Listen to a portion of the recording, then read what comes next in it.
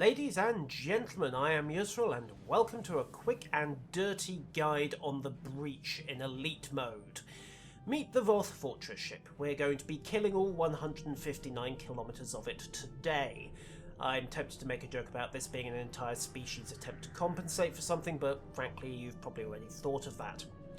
The mission starts out with a 45-second phase to get your bearings and get your head together, and to decide what you're going to do. There are 5 trenches. You can see them marked out by the turquoise gas clouds on top of the ship.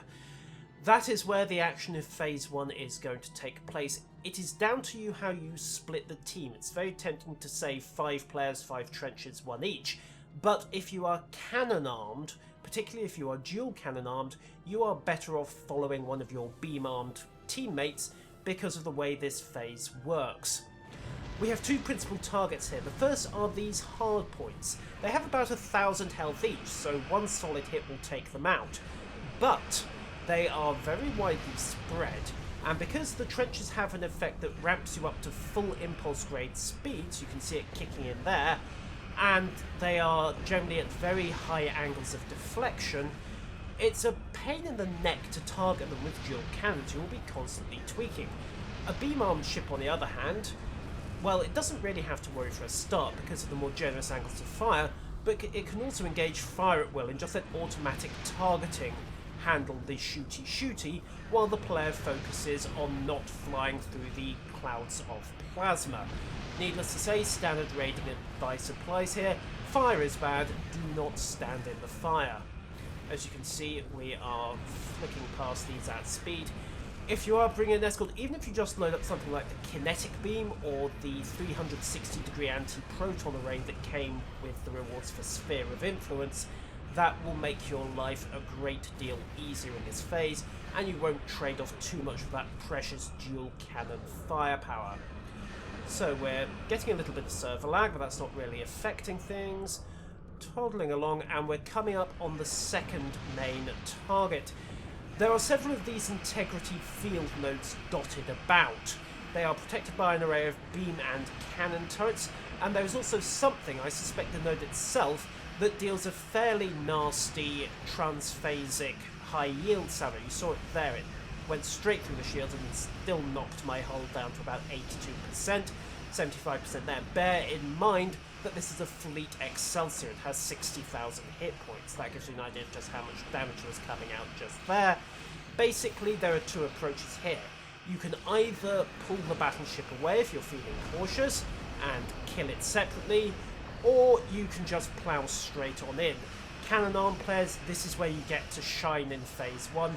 You can just blitz in and make fast work of the turrets with scatter volley and rapid fire, and indeed scatter volley and torpedo spread. What did I say? Scatter? Oh, who cares? Anyhow, the battleship is not in normal mode. That is one of the principal differences. If you're on Elite, make sure to kill the ward ship or they have a tendency to resurrect and come after you.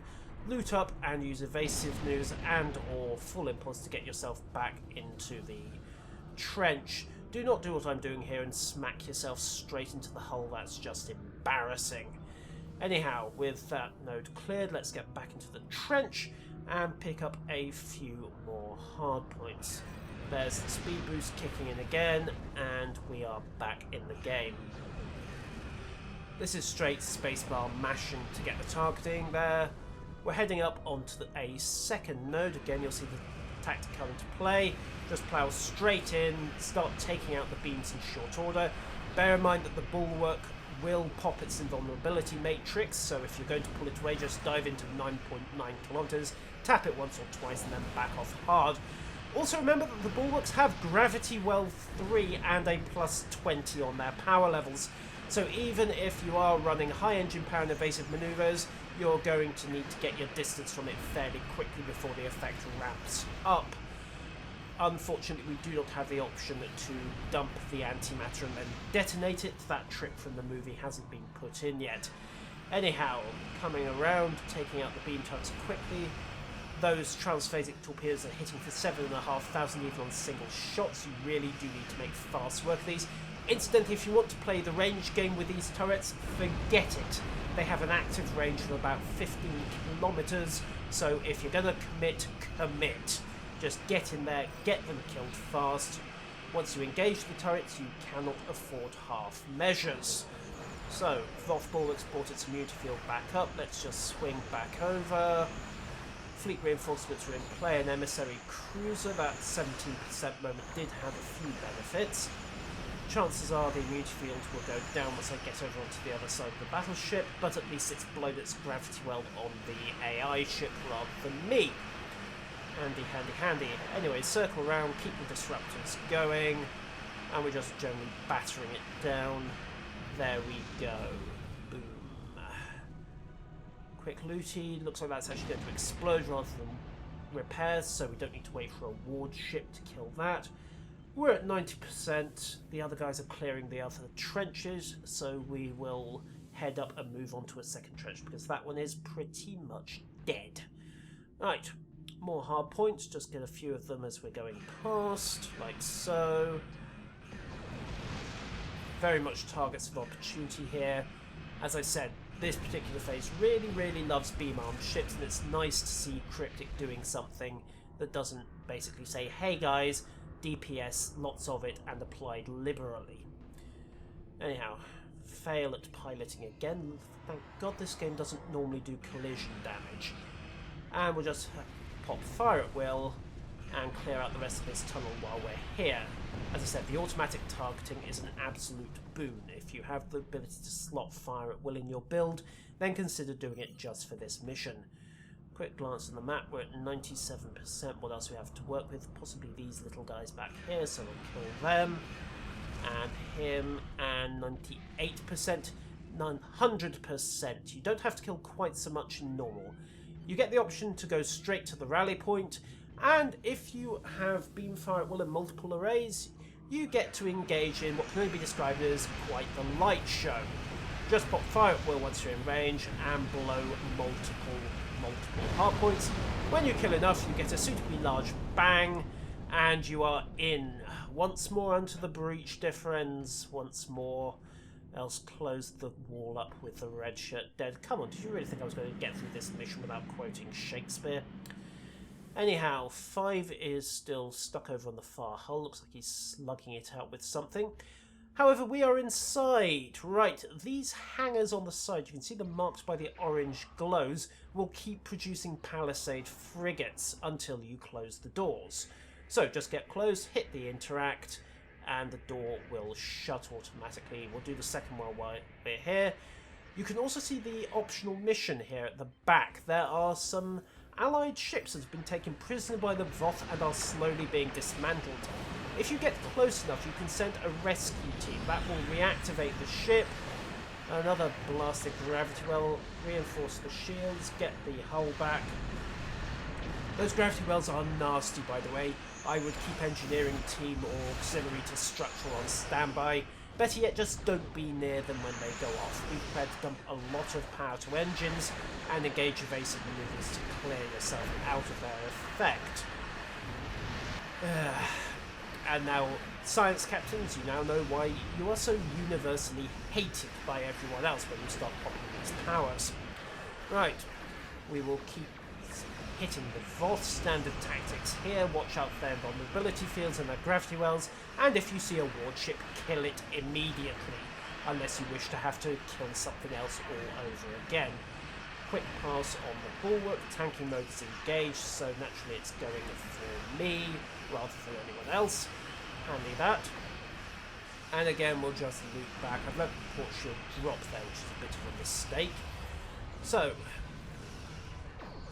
let me see. We are clear on the hangar pretty much. You have to kill everything in here.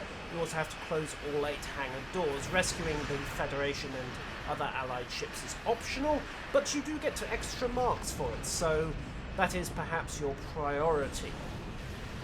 AP Delta out.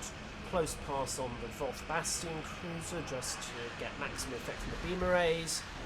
And there we go. A little late on the sensor scan, but that can't be helped. Again, kill the ward ship. If you haven't already encountered those guys, trust me, you wish to kill them very, very quickly. Occasionally, when a Voth ship dies, it will not simply explode, it will go dormant. A wardship will come in and attempt to repair and resurrect it. You do not wish this to happen. Kill the wardship. I cannot emphasize that enough. So, I think we have got all 8 hangar doors cleared. Additionally, we have whacked 200 Voth ships. Happy, happy days. And that is one of the liberated galaxies. They will help you out in the room you're in. Unfortunately, they will explode shortly thereafter. So, with the hangar cleared and the doors closed, we have to drop this force field. The short route to our objective is blocked. You saw the door there. We're going to have to go round. And that is what we are doing. Room number 2 is the Dreadnought hangar bay. There is a bit of a corridor in the way, so you have a short moment to pull yourself back together and make any repairs you need to while you're en route. As before, we have got 3 ships that are being dismantled. You can get all 3 if you are fairly quick. Just plough on in. Don't worry about hanging about to fight here. The individual packs aren't too much of a threat. And as I said, once you've rescued them, the Science and other vessels will plough in and attempt to help. Also worth noting are the Aceton drones that Bastion cruisers do deploy, as well as these things, the Docking Guide tractor turrets. They will deploy tractor repulsors. They effectively have it on permanently. However, they're not particularly tough, so just kill them off quickly if you want full mobility around the hangar. There is 1 ship being dismantled on the left, 1 on the right, and 1 in the far right corner. So we're going to go for that quickly.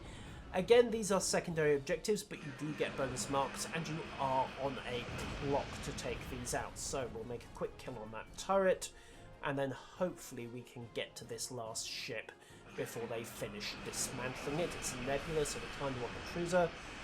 Normally I wouldn't shoot the decoy frigates like that, but I've no time to be subtle and pull that out of the blast radius. Nebula's back in the game, and we can just hit fire at will and start engaging the Palisade frigates.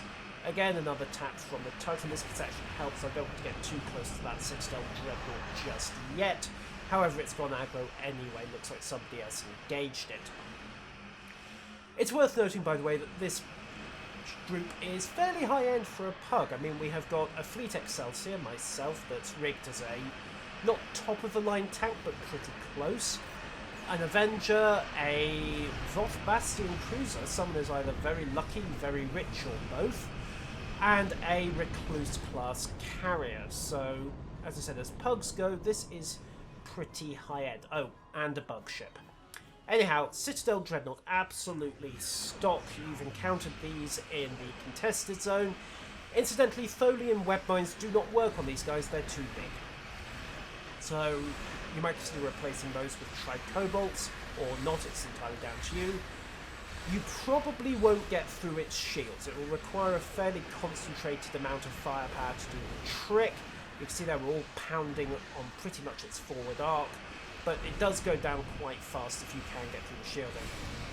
On a more typical run, you will find yourself killing it with bleed-through damage. Again, it has gravity well. It also has subspace snare, and it has a nasty tendency to teleport you straight into said gravity well. So, as before, keep evasive manoeuvres and a power boost to the engines on standby to get yourself out of that. A quick note on Aceton drones, by the way. Those are deployed by Voth Bastion cruisers. If you are familiar with the Aceton assimilator that the Gorn can deploy, you now know what you're facing. Basically, it takes 1 point of damage from any kind of energy hit, so bust out the kinetic weaponry and kill it quickly. Room number 3, we have the Sub-Power Core.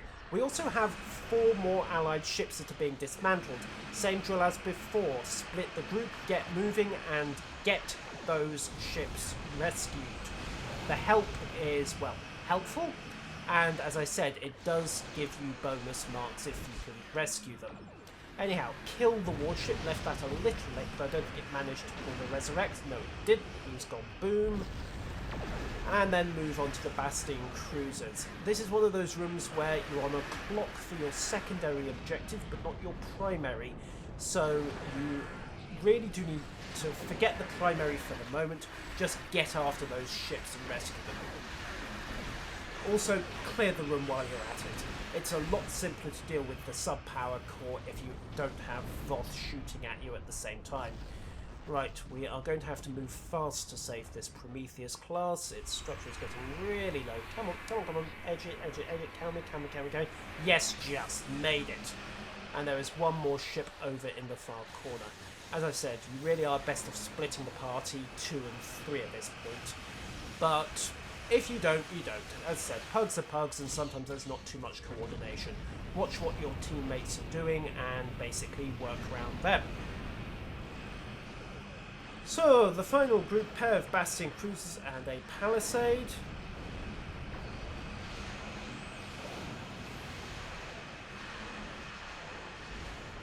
Nothing particularly special here. A lot of power drains from the Aston drones, but as I said, a little spike of kinetic damage will get rid of those in fairly short order. The gravimetric photon torpedo from the Dyson Rep is a one-hit kill, but frankly, any good torpedo will do that. The primary itself is the sub-power core. Now this is contained inside these relays. You open the relays, it'll be behind one of the 3 at random. Knock it down for a third of its health, and it will close the relays again. Do not be stuck in between those relays when they shut. That is instant death. I am not kidding. It will also instantly kill any Voth ships it catches, so if you're feeling creative and you've got tractor repulsors handy, then hey, it's a good way to mop up some ships, but it really is very much a shot of opportunity. Now, if you see that question mark, it is a dummy core. It will disappear the moment you see it. Also, do not get too close to those energy streams, for they hurt and they will disable your ship.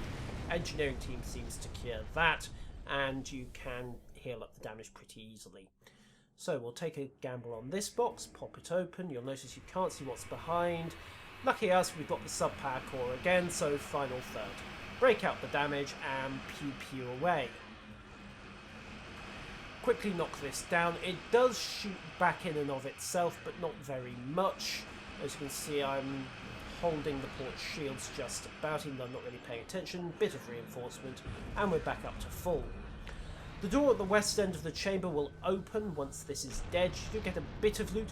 The relays don't close when you kill it for the final time, so you can safely get in there and help yourself to any shinies. Once that's done, get yourself onto the final room, the main power core. Yes, folks, we're going Death Star on this thing. The main power nexus has got several party pieces. First off, those shields you can see orbiting it are basically invulnerable. Do not even waste your time trying to fire through them, it will not work. It has subspace snare, which will tend to teleport you into awkward places. And the blue plasma beams are, needless to say, not something you particularly wish to be stood in, although it's not a ship-killing level of damage. The real problem is this pulsing AoE that it has, as well as the turrets dotted around the room.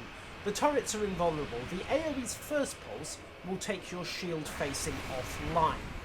This is awkward in and of itself. However, if it hits a down shield with a pulse, it does quite a lot of hull damage.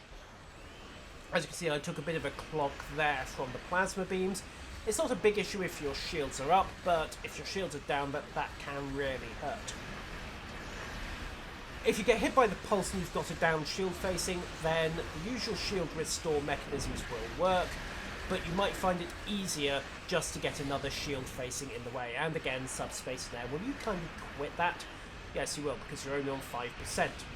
Once it gets down to 3 or 2%, bring yourself round to face west, because when it blows like that, you are on your final phase. You have got 1 minute to get out of the ship. The only way to do this is to head out the west exit. I repeat, the west exit, as I am doing here. This will take you out through a previously locked door and back through the hangar with various explosions going on. I must emphasise, this is not very well signed, nor do your bridge officers warn you, because, needless to say, the Voth never anticipated that somebody would be so stupid as to blow a hole in the side of the hull, fly through the ship, and then go Death Star on the power core. However, Your time is extremely limited.